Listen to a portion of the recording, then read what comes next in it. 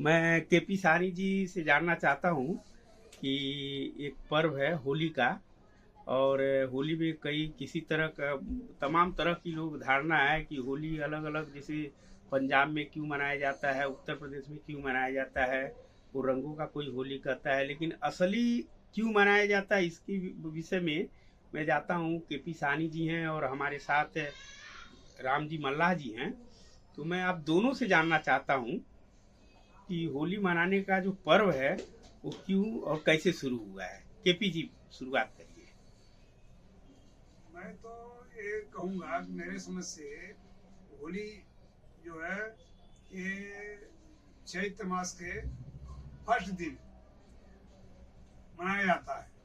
क्यों मनाया जाता है कि हम लोग यूपी, बिहार, मध्य प्रदेश में जो फसल होता है, रबी फसल जिसको बोलते हैं, ये चैत्र मास से ही शुरू होता है पकना। पहले जो है हम लोग चैत्र मास से ही कटिया शुरू करते थे। और आप लोग देखते होंगे जो अभी पहले गांव में रहते थे कि हम लोग जब ये होली जलाया जाता था उस टाइम में तीसी और जौ एक में बांध करके उसको ले जाते थे और उसको जो है भूजते थे उसमें होली में, और भूज करके ला करके उसको साल भर जो है घर के अंदर, हम लोग का पहले जो खपड़ेल का घर होता था उसमें खोसने का रहता था, उसमें खोसते थे और साल भर उसको रखते थे। एक प्रतीक था कि हम लोग नया फसल तैयार हो गया तो नया फसल तैयार होने के बाद हम लोग खाना शुरू करेंगे उसको। तो नया फसल के खुशी में ये होली मनाया जाता है। चैत मतलब ये मार्च। चैत मार्च जो है पहला दिन जो है हम लोग का ये साल जो है नया साल चैत से शुरू होता है। तो होली के दिन से ही नया साल होता है। और उसका एक कारण और भी, नया साल में हम लोग उल्लास मनाते हैं कि ये साल जो है बदली हो गया और नया साल लग रहा है, तो उससे खुशी में ठंडी से गर्मी आता है। ठंडी से गर्मी आता है। और हम लोग देखते थे पहले जो है साबुन नहीं होता था, आदमी नहाता नहीं था डेली, तो इतना मैल बदन में हो जाता था। तो हम लोग यहाँ बुकवा हम लोग बोलते थे, उसमें ये सरसों का और राई का तेल और उसमें कचूर होता था, आमा हल्दी ये सब मिला करके उबटन बोलते हैं जिसको हम लोग, तो वो फर्स्ट क्लास का तैयार करते थे। और घर की औरतें जो है हर जेंट्स को, अपने औरत को, अपने लड़के को वो उबटन लगा करके पूरा रगड़ करके वो मैल छुड़ा करके इकट्ठा करती थी और कपड़े में बांध करके ले जा करके जो है वो जेंट्स होते थे जो जाते थे होली मना ले करके उसमें जलाते थे। और हम लोग के जमाना में घर से ये एक जो है घर का साफ भी उस टाइम करते थे हम लोग। जो है होली में जो घर को साफ करके जो ये लकड़ी उकड़ी जो निकलता था उसका, तो लकड़ी हम लोग घर में अपने साथ में लकड़ी ले आते थे। और इसका गाय का भैंस का जो गोबर होता था तो गोईठा होता था हम लोग यहाँ, पहले गैस नहीं था किसी के यहाँ, पहले उससे ही हम लोग जो है खाना बनाते थे लकड़ी से और गोईठा से। तो गोईठा ले जा करके उसमें जलाते थे और खुशी मना करके जो है उल्लास मनाते थे कि मतलब हम लोग का फसल तैयार हो गया है, हम लोग अभी खाना शुरू कर देंगे, इसके लिए होली मनाते हैं। उसका जो है जीता जागता उदाहरण है पंजाब में। पंजाब में उसी को लोहड़ी बताते हैं, लोहड़ी त्योहार बोलते हैं। तो उनका तो सीधा सीधा इसी पर कंसेप्ट है, वो नया फसल जो है तो खाने के शुरू करते हैं, इसके लिए हम जो खुशी में ये लोहड़ी मनाया जाता है। केरल में पोंगल मनाया जाता है। तो और अपने यहाँ उसको धर्म से जोड़ दिए और बोले कि हिरण्यकश्यप का जो बहन थी और हिरण्यकश्यप उसको जो इसको विष्णु को नहीं मानता था। तो आप देखेंगे ये दो सभ्यताओं की लड़ाई थी। ये जब से आर्य लोग आए हैं तो ये लोग अपने को आर्य मानते थे और यहाँ के मूल निवासी से उनको द्रविड़ मानते थे। तो जो यहाँ के मूल निवासी थे, जो राजा यहाँ के थे, वो आदिवासी थे, वो इतने शक्तिशाली थे, इतने बलिष्ठ थे कि ये लोग जो है आर्य लोग उनसे जीत नहीं सकते थे। तो ये लोग जो है उनको छल कपट के द्वारा उनके राज को हड़प किए और उसको धर्म से जोड़ दिए। और देखिए त्योहार बोलते हैं, त्योहार मतलब तुम्हारी हार हो गई इसके लिए हम जो है खुशी मनाते हैं। तो होली में आप लोग देखे होंगे कि सवर्ण लोग जो है गाली गलौज नहीं करते हैं, जितने बैकवर्ड हैं वो होली जलाते हैं और दुनिया भर की अश्लील जो है हरकतें करते हैं, गाली देते हैं अपने भाभी को, अपने किसको भी जो है गाली दे करके जो है एक हुड़दंग मचाते हैं। जबकि हकीकत में ऐसा हुड़दंग मचाने वाला नहीं है, ये रंगों का त्योहार, खुशी मनाने का त्योहार। हमारे यहाँ पलास का फूल होता था, पलास लाल लाल होता था, उसको जो है पानी में भिगो करके उसके रस को निकाल करके उसमें लगाया जाता था, वो ठंडी प्रदान करता है, जो है सुगंधित भी रहता है, सुगंधित रहता है। तो ये सब होली एक्चुअल जो सही में होली मनाने का है, ये कारण ये है। लेकिन उसको धर्म से जोड़ करके तो होलिका दहन बोलते हैं, होली को जो है प्रहलाद को लेकर के जलाई थी। अब इनके किंवदंतियां हैं, आप देखिए वो उनके हिसाब से ही देखिए कि बोलते हैं कि वो इनका होलिका को ये मिला था, ये मिला था, वरदान मिला था कि जो वो आग उनको जला नहीं सकती है, आग जो है नहीं जला सकती थी। इसलिए ये जो हिरण्यकश्यप था उसने बोला कि वो प्रहलाद जब इनके भक्त हो गया, इनका जो है आर्यों का, वो बोला कि विष्णु का हम पूजा करेंगे, इनका पूजा नहीं करेंगे। तो उसने इनको होलिका को बोला कि चलो तुम गोद में बैठा कर जला देंगे, तुम नहीं जलेगी, जल करके मर जाएगा। वैसे उसको जला नहीं सकते, मार नहीं सकते। मतलब जो होलिका थी उसको वरदान मतलब इन्होंने बताया ब्राह्मणों ने कि इनको वरदान मिला है और ये आग में जलेगी नहीं जो है, मतलब साजिश के साथ उसको भी मार दिए। हाँ, उसको भी मारने के लिए। तो अभी आप भी सोचिए, अभी वो आग में जली लेकिन होलिका मर गई जल करके और प्रहलाद बच गया, उल्टा हो गया। इनका ही वरदान जो है वो उल्टा हो गया। इनका मतलब रहस्य और झूठा है। ये आप सोचिए, तर्क करिए कि जब उनको वरदान मिला हुआ है वो आग बुझा नहीं सकती है, लेकिन वो जल गई और प्रहलाद बच गया जो है। लेकिन ऐसा चीज कोई होता ही नहीं है। कितना बड़ा विरोधाभास इनके ग्रंथ से देखिए। हम लोग तो इनको मानते ही नहीं है, कि तर्क के कसौटी पर कसेंगे तो ये सब झूठा है, जितने भी है सब झूठा है। और ये संघर्ष की लड़ाई है, जो आर्य और द्रविड़ों की लड़ाई थी।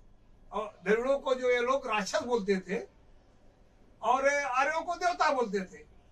अभी आप देखेंगे इतिहास में देवासुर संग्राम हुआ था, उसमें भी ये छल से जो है उनके ही कथन अनुसार छल से अमृत को जहां मंथन करना हुआ वहां इनको लगा दिया, दैत्यों को। जब अमृत निकला तो ये लोग जो है अकेला अमृत पी लिए। कितना बड़ा ये छल कपटी थे। और वही आज भी चल रहा है। आज भी आप सवर्णों को देखिए, जिस गांव में रहते हैं वहां पर छोटे वर्गों को हमेशा एक दूसरे से लड़ाते रहते हैं कि जब ये आपस में लड़ते रहेंगे तो हमारे पास आएंगे, हमारी वाली सुनेंगे। तो वो क्या करता है, अगर दो भाई लड़ गए तो एक भाई एक पंडित से हो गया या ठाकुर से, या उसका दूसरा से हो गया, तो दोनों से खाएंगे और दोनों को लड़ाएंगे और एकजुट नहीं होने देंगे। अच्छा, ये जो आप जो बता रहे थे गढ़ और वर्ड, तो इस पर थोड़ा आपका क्या विचार है, जरा बताएं आप। बड़े भाई से पूछना चाहता हूँ और आपसे भी कि देखिए हम लोग ट्राइबल्स हैं, बराबर है। हम लोग अगर देखा जाए तो हम लोग आदिवासी हैं, ट्राइबल्स मतलब, और यहाँ मूल निवासी हैं। और हम लोग किसी वर्ण व्यवस्था में नहीं आते, लेकिन प्रचार के माध्यम से और मनोवैज्ञानिक चालों से हम लोगों को हिंदूकरण कर दिया गया। और हम लोग को जैसे ही आप बोलते हैं हिंदू हैं, तो हिंदू में आप ब्राह्मण तो हो नहीं, न क्षत्रिय हो, न वैश्य हो, तो हो गए शूद्र एक बचा। तो हम जैसे हम बोलेंगे हम एक धर्म के हैं, हम शूद्र बन जाएंगे, तो उससे अच्छा है हम बोले भैया हम यहाँ के राजा हैं, तो आप जो है उस जोखड़ में बढ़ोगे ही नहीं, शूद्र बनोगे ही नहीं। आप शूद्र बन गए तो जनमानस में है कि सबसे नीचे वाला है ही। एक बात ये हो गई। दूसरी बात है होली का जो त्योहार का बड़े भैया बताए हैं, तो हमारा जो समाज था ये पुरुष प्रधान नहीं था, ये मछुआरों का, ये स्त्री प्रधान था। आज भी साउथ में है, प्रॉपर्टी जो है ट्रांसफर होती है औरतों को, लड़कियों को, न कि लड़कों का। जो आर्य लोग आए तो ये पुरुष प्रधान करके हो गया। लेकिन मेरे दिमाग, मेरे सोच में बार बार ये दस्तखत देता है एक विचार कि होली का हम कहते हैं कि त्योहार आया और त्योहार की खुशी मनाए। तो अगर हम मूल निवासी हैं और औरतों को हम बराबरी का हकदार देते थे, तो हमारे औरतें उसमें क्यों नहीं सहभागी होती? तो इसमें रहस्य छिपा है, कहीं नहीं कि कुछ तो है इसमें, कि औरतें क्यों नहीं जाती थी। आपके भाई साहब से मैं पूछूंगा, कुछ है क्या इसमें? हाँ, इसका रहस्य एक बहुत बड़ा रहस्य है। इसका सीधा सीधा रहस्य है, आर्य लोग जब बाहर से आए तो औरतों को लेकर नहीं आए थे। आर्य जो आए थे औरतों को लेकर नहीं आए थे। यहाँ पर वैसे ही है, क्योंकि ये लोग आर्य लोग गाय चराने वाले थे। जब वहां से आए हैं अफगानिस्तान से, ईरान से, उधर से बॉर्डर से आए हैं तो गाय चराने वाले थे। घोड़े भी लिए। इसका उदाहरण ये भी देखिए, आप जितने भी ब्राह्मण आज आप देखेंगे और सबके घर में एक गाय जरूर मिलेगी। और गाय में दक्षिणा में गाय भी मांगते हैं। गाय का पूंछ पकड़ करके बैतरनी पार कराते हैं। आप ही सोचिए, हम लोग मल्लाह हैं, हम लोग तो साला खुद जो भगवान को पार किए हैं, और ये लोग जो है बछिया का पूंछ पकड़ करके वो बैतरनी पार कराते हैं। भगवान तो जाने दीजिए, तो काल्पनिक है। हम लोग खुद तैरना जानते हैं, रातों दिन नदी में ही रहते हैं। हम लोग खुद तैर करके भवसागर पार हो सकते हैं अभी। लेकिन ये लोग जो है आर्य जब आए तो वो बछिया वाला वहीं से, अभी आप इतिहास इनका देखिए, ऋषि मुनियों की लड़ाई होती थी, गायों के लिए होती थी।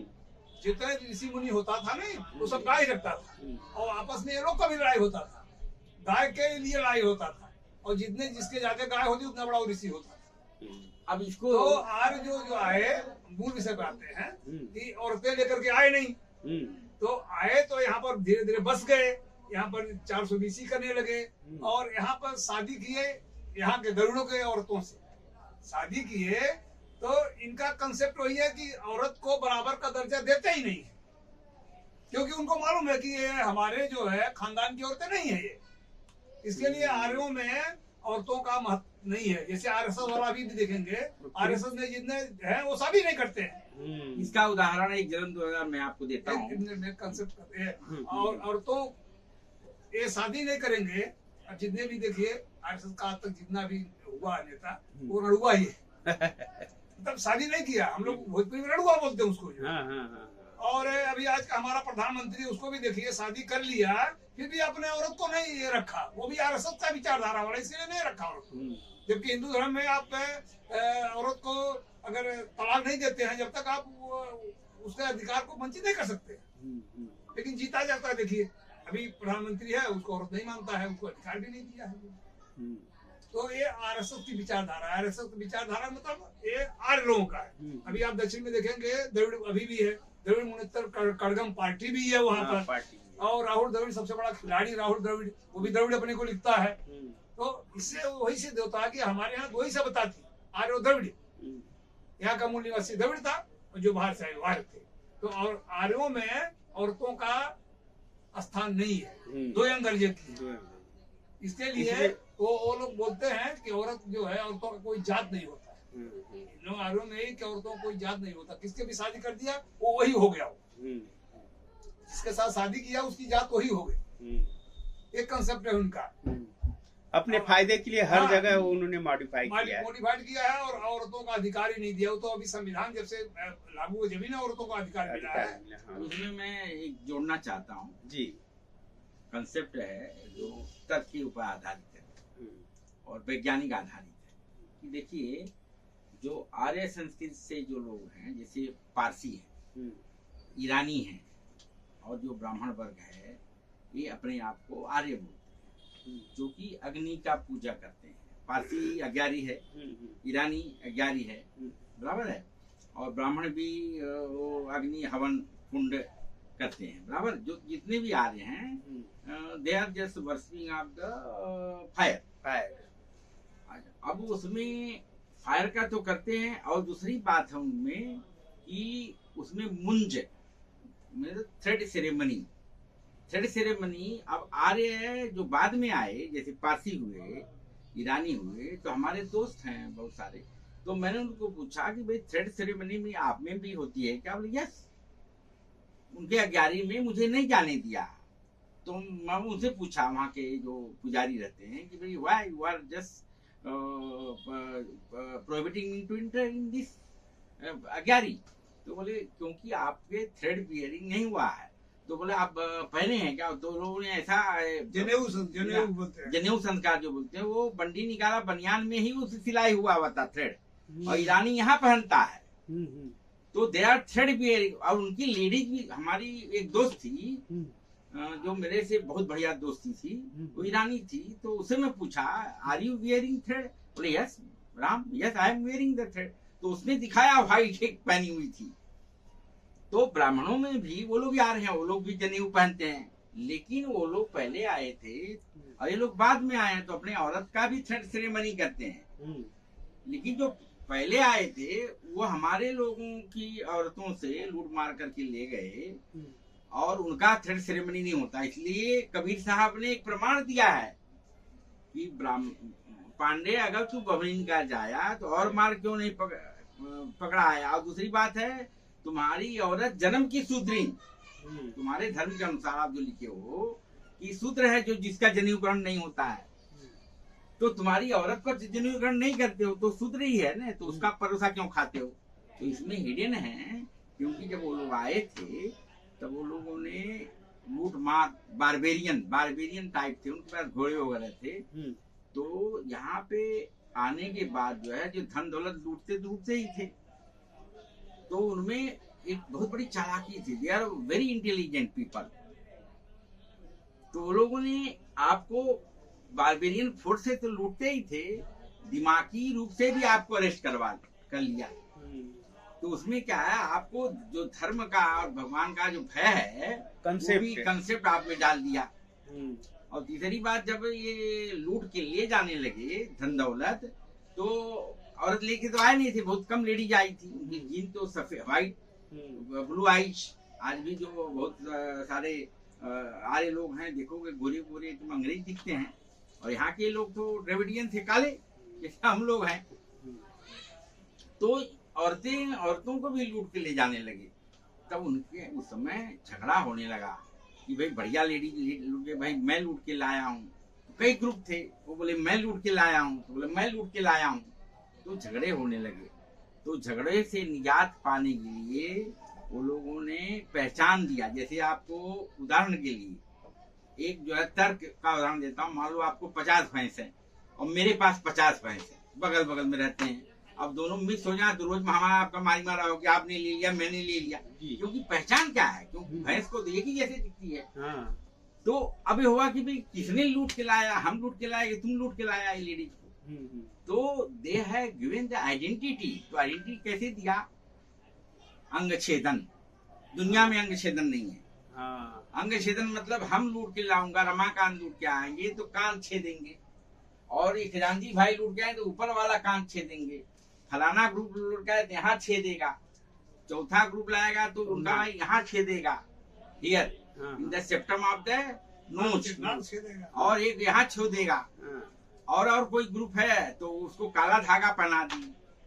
तो घोड़े के बाल से बनाया गया था काला धागा, जो उसी का स्वरूप हो गया आज मंगलसूत्र और ये गले में जो पहनते हैं ताबीज वगैरह, और फिर नाश्ता यहाँ लटका दिए। तो धीरे धीरे कई हजार साल के बाद that has been converted into the ornaments। आपकी हथकड़ी ही आपका श्रृंगार बन गया, बिकॉज ऑफ द साइकोलॉजी। आपको 20 साल अगर जेल में रसिया में प्रयोग किया गया कि many people were imprisoned for the lifelong, but when the government changed they have freed them। आप जा सकते हो, आप घर जाइए। उसमें से 10 साल 12 साल वो कंप्लीट कर चुके थे, तो उसमें से 80% लोग वापिस चले आए। वाह, बोले उनसे पूछा गया कि हम तुमको तो आजाद कर दिए थे, आप फिर से वापिस क्यों आ गए? तो बोले हम लोग को नींद ही नहीं आती जब तक हमको हथकड़ी नहीं लगे, बिकॉज ऑफ द हैबिट। ये ह्यूमन नेचर है, तो हैबिट की वजह से हथकड़ी लग गई तब उनको नींद आने लगी। वैसे ही अंग छेदन हमारा हुआ तो कई हजार साल हैं। अब हमारी बहन बेटियां बिना अंग छेदन के रह नहीं पाएंगी, पति से झगड़ा कर देंगी। रिचुअल में हो गया, वो परंपरा में आ गया, परंपरा में हो गया, हैबिचुअल हो गया, तो सनातन से जुड़ गया। बराबर है। अब दुनिया के, अब अमेरिका लंदन में कोई हमारी बेटी है अगर अंग छेदन नहीं करवाती, क्या उसके स्त्री होने में तनिक भी फर्क पड़ेगा? नहीं होगा।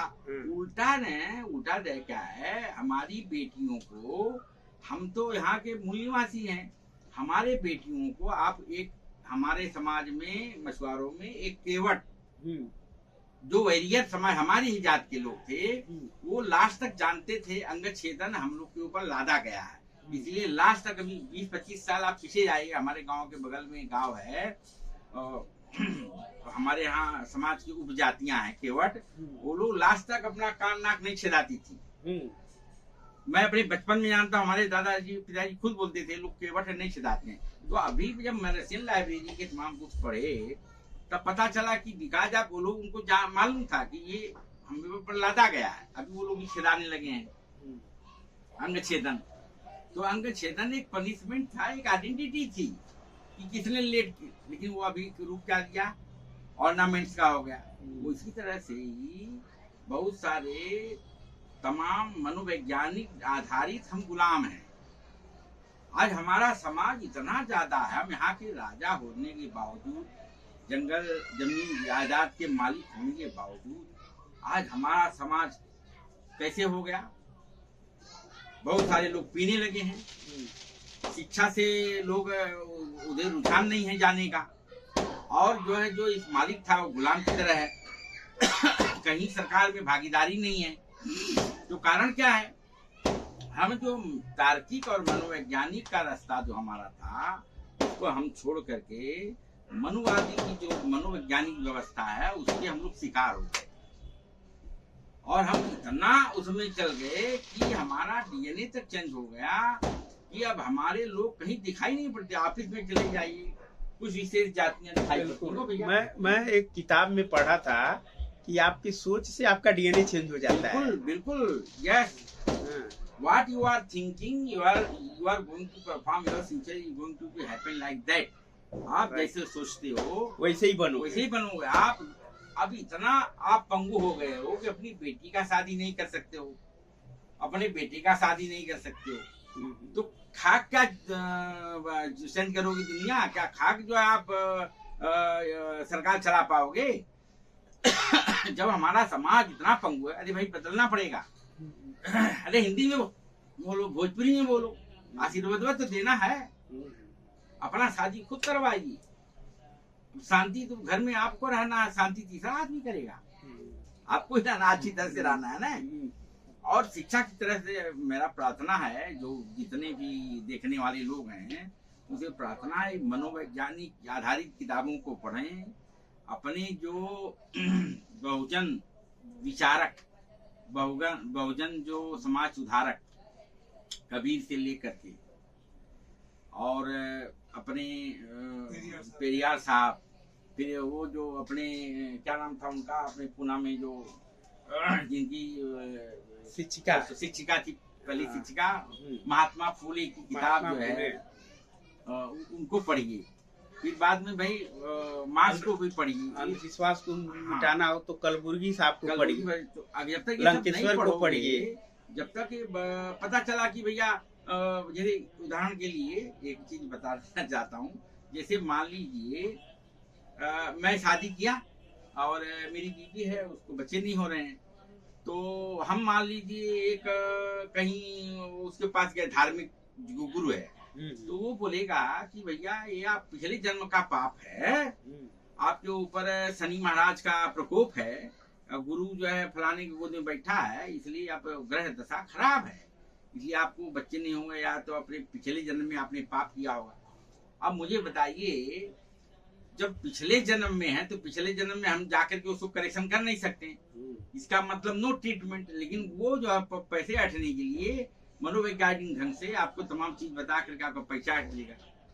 लेकिन अगर विज्ञान की तरफ जाते हैं तो वो जांच करेगा। एक मान लो अभी कोई किसी को बच्चे नहीं हो रहे हैं, खाली एक टेस्ट कर ले यूरिन का, यूरिन रूटीन अगर एसिडिक है 6 से 5 तक 5 वगैरह है, 5.5 वगैरह है पीएच लेवल, मतलब एसिड है, तो एसिड में आपका शुक्राणु जाते ही मर जाएगा, तो फर्टिलाइजेशन होगा नहीं करेगा, तो बच्चा कैसे होगा? तो मामूली सी दवाई है कि भैया आपको इसको पेशाब जो है अल्कलाइन होना चाहिए, ब्लड जो था पीएच जो बढ़ना चाहिए, तो आप अल्कलाइन फ्रूट्स खाएं, खाना खाएं। कौन सा खाना? जैसे लौकी हुआ, भाजी तरकारी ज्यादा खाए, बराबर है। तो उसे भाई खाने वाला सोडा एक आध चुटकी खा ले तो उसका यूरिन का पीएच अपने आप चेंज हो जाएगा, और 10 रुपए 20 रुपए दवाई में जो है उसको फर्टिलिटी हो जाएगी। और उसके लिए तो भाई दुनिया भर का धंधा चल रहा है, तो उसको लेकर के भी दुनिया भर का ग्रह आपके ऊपर लदवा दिया। अब जो कि शनि जो हजारों गुना धरती से बड़ा है, अगर ये धरती पे चढ़ाएगा तुम्हारे ऊपर तो चेंदा मेंदा हम लोग का निकल जाएगा, लेकिन हम लोग जानते नहीं है, इसलिए हम लोग तो हमारे समाज के लोगों से प्रार्थना है हाथ जोड़ करके कि हमें भी सोचिए, अपनी सोच को बदलिए कि हम भी दुनिया के ताल कदम के साथ चलें। हमारा मछुआरा समाज, हम भी शासन प्रशासन में दिखें, उसके लिए आपको शिक्षा की तरफ जाना ही पड़ेगा। और महापुरुषों का किताब पढ़ोगे तभी आप मनुवादी जो जकड़न है, हथकड़ी है, वो हथकड़ी दिखाई नहीं पड़ रही है, वो दिमागी है। उस जकड़न से जब भी दूर होगी तभी आपका डीएनए बदलेगा, तभी आपको अच्छे बच्चे पैदा होंगे। अच्छे पैदा नहीं तो जिंदगी भर पुष्ट दर पुष्ट हम जो है लेबर ही लेबर रहेंगे। अच्छा, ये जो आज क्या जो आपका होली का जो तमाम देखते हैं, तो क्या ये जो चमक दमक है होली तमाम लोग मना रहे हैं, और उस तरह का अलग तरह का कपड़ा पहन के, होली का कपड़ा पहन के होली खेलने का जो प्रवृत्ति चल का, वीआईपी का होली, सब जगह सामूहिक होली, तो ये क्या है, व्यवसायीकरण है क्या? एक चीज बिल्कुल व्यवसायीकरण है। ये सब आप चीजें जो है अभी देखो, इसमें बहुत सारे नशा करेंगे तो भांग और दारू खूब बिकेगा। आप देखो दारू की दुकानों पे लाइन लगी होगी, तो वो आदमी तो बोलेगा अरे बहुत बढ़िया है होली, होली माई के मनाओ, इसको मनाओ, प्रचार और करेगा, क्योंकि उसका धंधा जुड़ा हुआ है। भांग बिकेंगे, दारू की दुकान पे अभी आज से लाइन लगेगी, फिर मटन वाली दुकान तो 200 आदमी का लाइन लग जाती है। तो व्यवसायीकरण, उसमें व्यवसायिक लोग इसमें जुड़े हुए हैं। आपके जो पाखंड है और जो तमाम छोटी चीजें हैं उसमें व्यवसायिक लोगों का भी बड़ा हाथ है, क्योंकि उसमें छुपा हुआ उनका फायदा है। अब जो आदमी जिसका फायदा हो रहा है वो थोड़ी नहीं कहेगा कि हम ये बुरा है, बहुत बढ़िया भैया बनाओ। अब यहाँ पे लाखों आदमी मटन खरीदेंगे, लाखों आदमी रंग लेंगे, लाखों बच्चे उसमें दौड़ेंगे। भैया ये सब पैसे खर्च करने से अनर्गल आप किताबें खरीद के बच्चों को दें। और कितने कलर, इसी कलर में जितने भी इनऑर्गेनिक कलर हैं टॉक्सिक हैं, कितने लोग के आंख चले जाएगी। क्यों साहब? हाँ, कितने लोग की आंखें चले जाएंगी, कितने लोग इतने टॉक्सिक हैं, किडनी वगैरह लीवर पे प्रभाव पड़े, मुंह में चला जाए तो कितना नुकसान हो जाएगा। वो देख कितने लोग तो दारू और भांग एक साथ में कर लेते हैं, कॉकटेल हो जाता है, कितने बेहोश कोमा में चले जाते, कई लोग मर जाएंगे। तो ये तो तमाम, ये तो आपको हमें डिस्ट्रक्शन, मतलब क्या बोलते हैं, डिस्ट्रक्शन को मतलब मरेशना की तरफ ले जा रहा है, विध्वंसक चीजों की तरफ ले जा रहा है। तो हमारे मछुआरा समाज देखने वालों को जो वीडियो आप जो उनको भाई बहुत प्रार्थना है, और ये हमारी उनसे याचना है कि आप सभी बच्चों को ये मोबाइल का जो रोग लगा हुआ, मैं गांव में देख के आया हूँ कि सारे ये मछुआरों के बच्चे सब उसी में लिप्त हैं। और कृपया माँ बहनों से प्रार्थना है कि उनको रोकिए। मान लो पति भाई इकोनॉमिकली हालत नहीं ठीक है, पति बाहर रह रहा है, तो माँ बहनें उसको रोकें। नहीं तो क्या है, आपके अपने बच्चों को सोचे कि बड़ा बने, कुछ ऑफिसर बने, भाई कुछ सरकार में कैसे जाए। अब आप वही सोचेंगे भैया यही हम लोग पॉलिश पेंट कर रहे हैं, फर्नीचर कर रहे हैं, उसी में जाए, तो आप लिवर बनाने के ही क्यों सोच रहे हो? इस शासन प्रशासन में भागीदारी की बात सोचिए। माँ बहने को फिर एक बार प्रार्थना की भाई अपने बच्चों को मोबाइल का जो रोग है, हैबिट है, उससे रोकें और पढ़ाई की किताबें के रोज पूछें।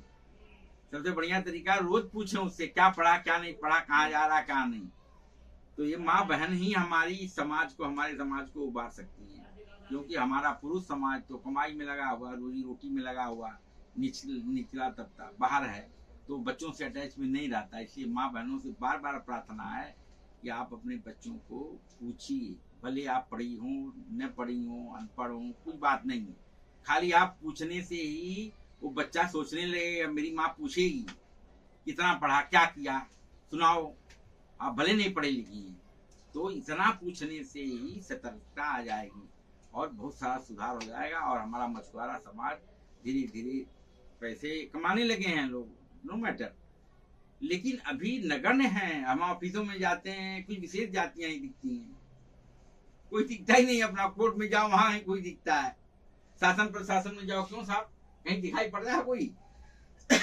तो जब तक पावर नहीं है तब तक हमारे समाज के जो कई जगह गोली मारी जा रही है, अभी आप बड़े समाज के लोगों को गोली मार के देखो, सारा समाज आग लगा देगा। कि बड़े समाज है, हमको लज्जा नहीं आती, हमको लज्जा आती है, क्योंकि हमारे समाज की बेटी की बेइज्जती हो रही है, उसके ऊपर जो है रेप हो रहा है और हमारे लोग देख रहे हैं, कुछ नहीं, शासन प्रशासन कुछ नहीं, वहां बैठे लिपा पोती करके खत्म हो गया। कहीं गोली मार जा रहा, लिपा पोती लेके खत्म हो रहा है। क्यों? हम लोग नहीं है शासन प्रशासन में, कमजोरों का कोई नहीं देखता है। शिकार जो है, शिकारी जो है उसी के करते जो कमजोर है। तो हमारा समाज कमजोर है, भले पैसा कमा लिया है लेकिन उसमें जो है शासन प्रशासन में कमजोर है। अभी देखिए, पैसा भी चंद 10% कमाए हैं, 90% तो अभी मजदूरी है। तो 10% समाज के पैसे से पूरा समाज थोड़ा पैसा वाला हो जाएगा। अभी हम लोग को सबसे जरूरी है कि हम लोग कहते हैं कि हमारे जो है पूर्व राजा थे, निषाद राजगुरु जो है बहुत बड़े राजा थे, महाराज धीराज थे। लेकिन हमारी स्थिति क्या है वर्तमान में? हमारी स्थिति क्या है? हम इस समय जितने जातियां हैं सबसे नीचे हम लोगों का पोजीशन है। हमारा वैभव कब लौटेगा? तो हम लोग राजा थे कह करके जो है आनंदित होते हैं, लेकिन वर्तमान में राजा कैसे बनेंगे उसके विषय में सोचना चाहिए ना। नहीं, आजकल का राजा कौन है? आजकल का राजा मंत्री है, सरकार में जो डिप्टी कलेक्टर है वो आजकल का राजा है, शासन वो कर रहा है। तो हमारी अभी हम लोग देखें तो शासन प्रशासन कितना परसेंट है? 2% भी नहीं है। और हम लोग बोलते हैं कि हमारे जो है पूर्व राजा थे, खुश हो रहे हैं, कोशिश नहीं कर रहे हैं। अरे भाई, उसको सुधारो। ज्ञान जो है दो ही तरह से मिलता है, या तो शिक्षा पढ़ करके ज्ञान मिलता है, या तो अच्छे आदमी का सत्संग करके शिक्षा मिलता है। तो दोनों करना चाहिए। अभी कबीर का आप देखेंगे कितने बड़े संत हुए हैं, और बोलते हैं वो एक अक्षर भी नहीं पढ़े थे लेकिन कढ़े थे। हम लोगों में देखते हैं या तो पढ़ो या तो कढ़ो, या तो अच्छे आदमी का संपर्क में रहो, उसका सत्संग करो, उनका अच्छा आचरण ग्रहण करो, तो जो है ज्ञान होगा। आप देखेंगे हमारे समाज में बहुत डॉक्टर हो गए, इंजीनियर हो गए हैं, लेकिन उनका देखिए वही मनुवादी वाला विचार है, धागा पहने, कंठी पहने हैं और चंदन मन लगा रहे हैं। उसे सिद्ध क्या कर रहे हैं? वो उससे तो यही सिद्ध कर रहे हैं कि वो अपने को ब्राह्मण बोल रहे हैं कि हम ब्राह्मण हो गए हैं। अरे भाई, तुम्हारा भाई देखो वो क्या, उसका क्या पोजीशन है? तो कौवा चला हंस की चाल। तुम ब्राह्मण अपने को समझ रहेगा, लेकिन जब तुम ब्राह्मण के साथ बैठेगा तब देखो तुम्हारा क्या इज्जत है। हमारे घर के लड़की से वो शादी नहीं करेगा ब्राह्मण, फिर भी तुम उसके चक्कर में हो, फिर भी तुम ब्राह्मण बनने तैयार हो, चंदन लगा रहे हो, टीका मटक्का लगा रहे हो, ये धागा पहन के घूम रहे हो, कंठी पहन घूम रहे हो। तुम अपने समाज को धोखा दे रहे हो, खुद अपने को धोखा दे रहे हो, अपने को भी धोखा दे रहे हो, क्योंकि जो तुम मान रहा है उसको समाज सब नहीं कर रहा है। और जो तुम ब्राह्मण बन रहा है, तुम्हारा जो ब्राह्मण है वो भी तुमको एक्सेप्ट नहीं कर रहा है, फिर भी तुमको अकल नहीं आ रहा है। पैसा हो गया तो तुम अपने समाज के ही कट गया, अपने ही समाज को कट गया, अपने को तुम बड़ा बनने लगा। तो मैं तो यही कहूंगा कि जब तक पढ़ोगे नहीं, जब तक बढ़ोगे नहीं, पढ़ना सबसे जरूरी है। आजकल का जो राजा बनेगा, बिना पढ़े राजा बनेगा नहीं। तो अगर हम लोगों को राजा बनना है तो पढ़ना बहुत जरूरी है। और छोटा मोटा नहीं, ये कि नहीं 4 पढ़ 10 पढ़ लिया 12 पढ़ लिया, ऐसा नहीं है। ग्रेजुएट हो लिया। ग्रेजुएट होने के साथ टेक्निकल भी पढ़ना है भाई। इंजीनियरिंग के लिए तुमको टेक्निकल डिग्री चाहिए, ISPC के लिए, PCS के लिए तो फिर तैयारी करना पड़ेगा। अभी मैं अपने गांव में ही देखा हूँ, हमारे गांव में एक ब्राह्मण थे, हम लोग से जो है सीनियर थे, मेरे समझ 5-6 साल पहले, 5-6 साल सीनियर रहे होंगे। उनके पिताजी सुखैती करते थे, पंडित थे, कथा बाजते थे, लेकिन अपने लड़के को, 2 लड़के उनको थे, बड़े लड़के को पढ़ाए। उस टाइम में वो जो है MA किए थे, इंग्लिश MA किए थे, नौकरी नहीं मिला। लेकिन उनके बाप जो है कथा बाज करके और सुखैती करके उसको पढ़ाए, खेत गिरवी रख दिए थे, एकदम गरीब हो गए थे वो बेचारे। नौकरी उनको नहीं मिला तो ट्यूशन पढ़ाते थे, ट्यूशन पढ़ा करके और जो कथा सुनाते नहीं है, ये भागवत कथा नहीं, भागवत कथा, भागवत कथा सुनाते थे। लेकिन अपने बच्चों को और पढ़ाए। अभी उनका एक लड़का डॉक्टर है, एक लड़का रेलवे का ड्राइवर है, एक लड़का जो है ये फार्मासिस्ट है, और उनका खुद का बाद में वो जो है यहाँ तिघरा में वो मास्टर हो गए। प्राइवेट स्कूल था उसमें मास्टर हो गए, बाद में स्कूल एड पर आ गया, परमानेंट हो गए। अब उनका 70-80 हजार पगार हो गया।